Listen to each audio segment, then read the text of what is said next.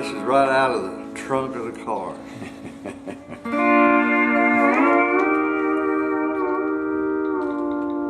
Well, hello. So Bobby, Yes, sir. tell me, where do you live right now? What part of the country are you in? I live in Southeast Texas, a suburb on the west side of Houston called Cypress. Cypress, Texas. You probably fly over it every once in a while. I have a few times, yes. As I've now been everywhere. How you been? I'm doing just fine. Thank you so much for taking the time. You bet. for My this pleasure. interview. So, Bobby, tell me, when you were a very young man, what was your first exposure to music? Not necessarily pedal steel guitar, but to music in general. I was exposed to music in my mother's womb. I was born into music. My daddy was an old-time fiddler, and my oldest brother was what we call then a second or a rhythm guitar player. And mother said, when she was still alive, I would ask her, I said, "Mama, do you really mean this?" She said, "Yes." She said she could feel me patting my feet inside of her in her womb to the time of the music. So I have to say I was born into music. And would that have been gospel music mainly? Mostly. Yep. That and old-time fiddle breakdowns and waltzes, things like that. So, what was your first musical instrument? If it wasn't the pedal steel guitar and it was something else, what was Well, my daddy wanted it to be a fiddle. And I was somewhere between 3 and 4 years old, and all I could do with it, and I can remember, was just squawk. Quick, quack, quick, quack, you know. So my brother being a guitar player, my second choice was to play guitar. At that age, my hands, of course, couldn't manipulate the width of the strings on the guitar. Time out. it? It's okay, we edited all this stuff out. So.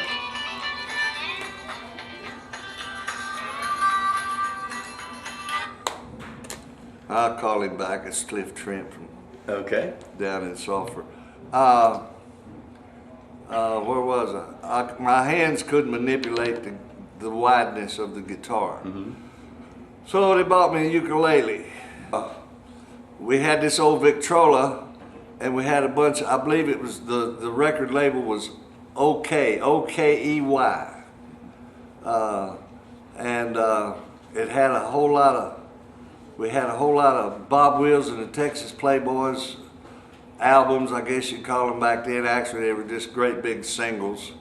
And a lot of other old artists from out of the 30s, 1930s. And I kept hearing this sound on there, and I'd ask my brother and my daddy, "What is that? What are they playing?" And they said it's called a steel guitar. Actually, back then we called it Hawaiian steel guitar. And I said, "I really like that. Is there any way we can fix me up one of those?" So Daddy took the little, I believe it was a Stella or a Gene Archery little flat top guitar. And Daddy worked out at Hughes Tool Company and had one of the machinists make what we now call a raised nut. Raise the strings up, tune it in straight E. Give me a Barlow knife and a straight pick. And if my brother would use bar cards on his guitar, I knew that open was E, F, F sharp, G, G sharp, so on and so forth. And that's how I learned on a straight E tuning. By this time, I'm 4 years old. 4 years old. Mm-hmm. So, as you progressed in the music business, did you ever get any formal music training in music theory? A little bit. There was a fella that influenced me a lot in the music world named Harry James. Played trumpet and had a big band, was in movies and things. And I also wanted not only to be a steel guitar player, I wanted to be the world's next great trumpet player. So I was about 7 years old by now. And Daddy bought me a trumpet, and I took some lessons from a lady. And at the same time, I took a few lessons, probably 6, 7, or 8 lessons on steel guitar from Herbie Remington. Oh, yes. Yeah. That's with the exception of Buddy Charlton showing me a lot of stuff back in the 60s, and Buddy Emmons and Jimmy Day and a guy over in San Antonio that can't think of his name right now, Denny Mathis, Uh-huh. showed me some stuff, but not formal lessons. And I'd go out and see every steel picker I could whenever I could and just watch, you know, and then go back home and try to emulate what I was out there seeing and hearing. We're all still doing that now. Yeah, aren't I still do that. we? I understand. I learned from you a while ago. You played some pretty stuff. Well, thank you very much. I appreciate that very much. So tell me, what was your first production steel guitar that you owned? What brand was it? Your first real steel guitar? A Fender Dual 8. A Fender Deluxe. Dual 8. Well, no, I take that back. The very first one was a 6 Oahu that my daddy bought me at Parker Music Company in Houston. And do you still own that guitar today? No, I wish I did. Mother of unborn linoleum. That's I'm sure our listeners will get a few laughs out of that one. I'm sure. Okay, so tell me the first time you were on stage playing in a band situation with a pedal steel guitar or a steel guitar. Well, it would be steel. I didn't start playing pedals till like 1961. Do you remember the name of the club? The first time you were on stage with a steel guitar? It wasn't a club. It was an old folks' home. Okay. Wallaceville Road Old Folks Home. And the whole band, it was me and my daddy and my brother and an upright bass player, and I can't remember his name. I think it was Buck Hansen. And the whole band got paid $5, and I got a dollar bill of it. A dollar bill? I was 5 years old. Did you pay taxes on that? I did. Yes. No, I did not. What tax bracket is $1? That's what I want. When you're 5 years old, extremely high. That's a lot of money for a 5-year-old. Yes, it was. Andy Griffith days we're talking, right? Yeah. I'm Well, sure. a dollar bill was 2 or 3 picture shows, 2 or 3 bags of popcorn, and 2 or 3 Cokes, you know, and still have some money left over. Pull, Yes. double 10, and it looks like you've only got 6 pedals. 6 full on your guitar. pedals. Okay, so what did you eliminate in your pedal setup here on this particular guitar? What do you not have? I do not have a C pedal. Okay. On the E9th neck. Uh-huh. I do not have the normal pedal 1 on C6, which raises the A's to B. Right. I do not have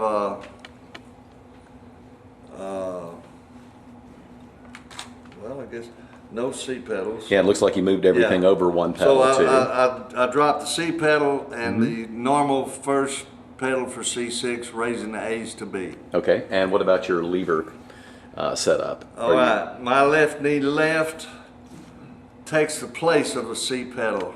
I Okay. raised my first string a whole tone. I mean my fourth string a whole tone. Like Tom Brumley did. Yes. Uh-huh. Did you get that from him by any chance? No, I just stumbled on it by myself. Okay. By accident. I had a guitar that had a C pedal on it, and I couldn't make that move from A and B, or for me B A, because I'm a day set up and didn't know what that was when that all happened. I couldn't make that move seamless, so I said, hey, why don't I just? That was the first knee lever I had on my guitar, raising the 4-string E up to F sharp. Okay. And I could make that move seamless, and I've had it ever since. I can't hardly play a guitar with a C pedal on it, Okay. and use the C pedal. And so then my second one, my second knee lever, I realized needed to be lowering the 4th-string E. Actually, I thought in terms of lowering the 8th-string E to start with, and not the 4th string, because I already had E flat out here on string 2. Sure. Several of us kind of looked at it that way. So I had one other knee lever on that old guitar that they had made me that hadn't been put on yet. And so I put it on right knee right, and I lowered string 8 a half a tone. Then about a month later, Tommy Morrell said, well, why don't you go ahead and lower string 4 also with it. So my first 2 pedals was raising the 4th-string E to F sharp with my left knee left, and lowering my 2 E's on my right knee right, and I still do that to this day. Mm-hmm. Now on the left knee left, where I do raise string 4 a whole tone, here in the last 40 years, I guess, about 40 years ago, I decided to also lower string 8 along with that.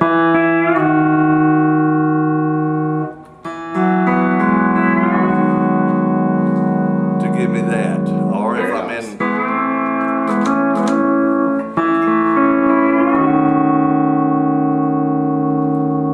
which is a ninth. Very nice. And so I'm pretty used to that.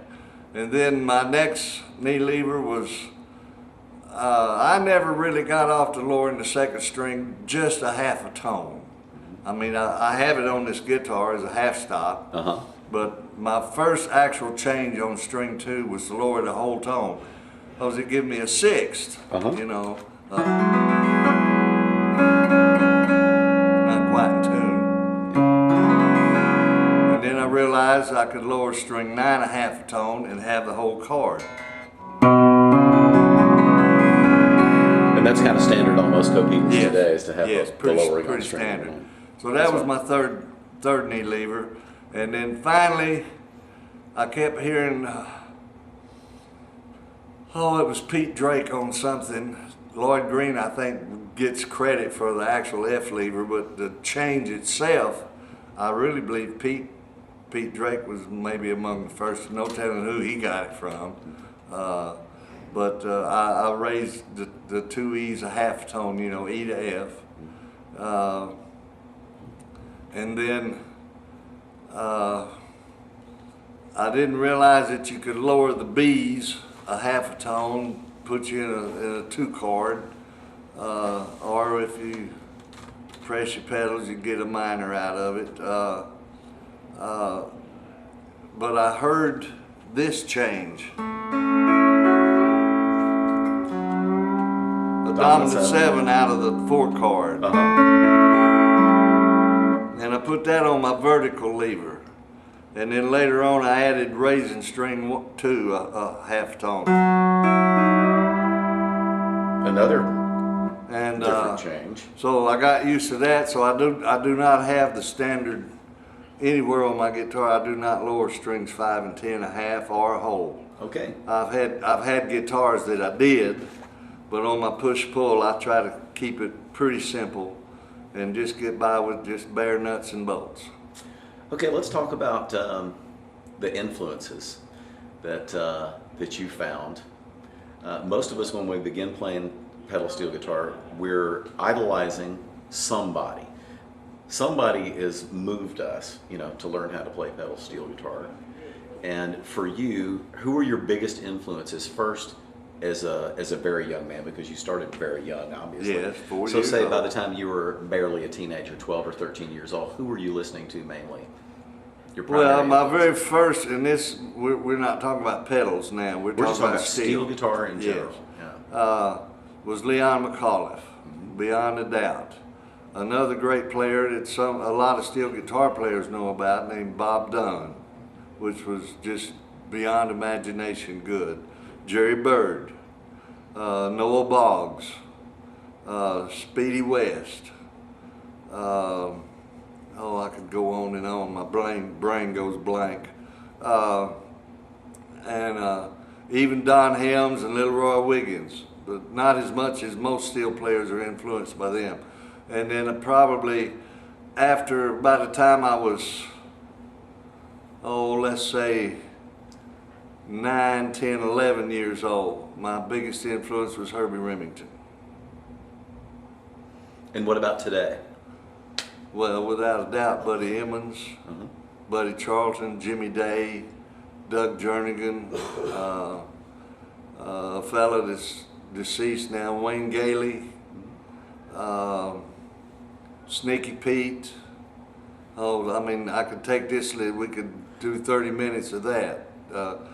Just about everybody, because I'm on the bottom of the totem pole. So you included, y'all are all influential to me. Well, I'm flattered. Personally. Well, Very and flattered. I really mean it. I sat and watched you play a while ago on your set, and man, I heard some stuff. Well, why don't I do that? You know. some really good stuff. Maurice Anderson, and not known now or in his later years as a great pedal steel guitar player, but one of my real big influences was Tommy Morell. A lot of people don't realize that he was a monster pedal steel guitar player. He was actually a very good guitar player too. He was played a lot of good instruments. Trombone, drums, I think could probably hold his own on piano. Tommy Morell, Maurice Anderson, and Bud Carter, they all had especially swing influences on me. I'm leaving out dozens of people because I just can't think right now. Well, there's no shortage of pedal steel guitar players now. See, I didn't start playing pedal steel till 1961. And so that's been what, 51, almost 52 years. Have you stuck with the Emmons brand of guitars? Not necessarily, Most of these no. years? I've owned just about every brand you can think about. My very first pedal steel, other than the homemade one I tried to make, was an old cable job MSA. That was something else. Was it a good sounding guitar? Yeah, it's all right. You know, anything back then, man, Right. it was great to me. It didn't matter if it sounded good or not. No reverb, no delay, straight No, up the none of amplifier, that. dry as a bone, cut your head off. Kind of Well, thing. actually, I did. I had with my triple neck Fender 8. Fender had come out with the Fender Pro with the 115-inch speaker I in it. remember them well. And yes. then right after that, they came out with the box reverb. You remember that? I do. External. Uh-huh. I had that. Originally in a tweed case. It Yeah. was. I wish I still had them both. They fetch a pretty penny on eBay now. Yeah, I guess. They're buddy. still a very desirable You unit bet. to have. So. Okay, so let's see. I get to edit all this stuff, That's so I can say okay. whatever I want. What else can I ask you? You've covered a lot of ground. Well, I don't know. 76 years old. Going through a little deal with leukemia, but back January 11th of this year, 2012, I was told I had 2 to 3 weeks to live, and here we are, almost June, and We're still here. I'm feeling pretty good. And I give the credit and glory to my Lord and Savior, Jesus Christ.